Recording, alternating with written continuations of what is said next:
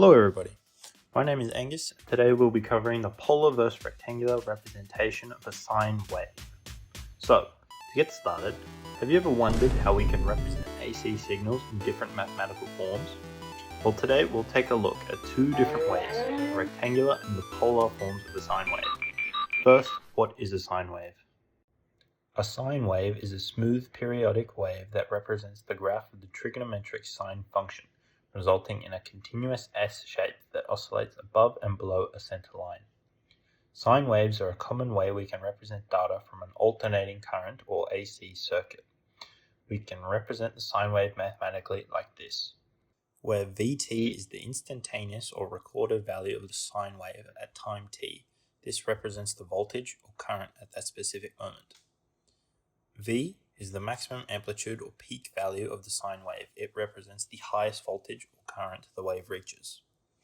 Omega is the angular frequency measured in radians per second. It relates to the frequency f in cycles per second. T is the time in seconds and it determines the position on the sine wave as time progresses. Phi is the phase angle in radians or degrees. It shifts the sine wave horizontally, indicating how much the wave is offset from the origin. First, we will look at how to represent the wave in rectangular form. The rectangular form splits the wave into different components, the real and the imaginary.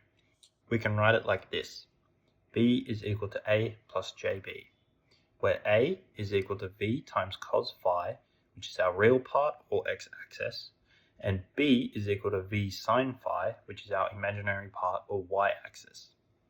For example, if we have V is equal to 10 volts and phi is equal to 30 volts, our part A will equal 10 cos 30, which is equal to 8.66, and our B part will equal 10 sine 30, which is equal to 5.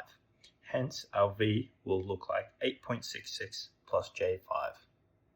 Next, we will take a look at the polar form of a sine wave. This form expresses V in terms of magnitude and an angle, where the absolute value of V is equal to the square root of A squared plus B squared. This is the magnitude. And theta is equal to inverse tan of B on A, which is our angle. For example, if we use the same values as before, our magnitude will be 10 and our angle will be 30. Hence, V will look like 10 angle 30. Both these forms are important, as polar form is great for doing multiplication and or division of waves, and rectangular form is great for addition and or subtraction. Something to take note about is that you can read a graph sine wave and determine both forms off of the graphs. If you have a negative value for your angle, it means the graph is phase shifted to the left. Thanks for watching my video on polar versus rectangular representation of sine waves.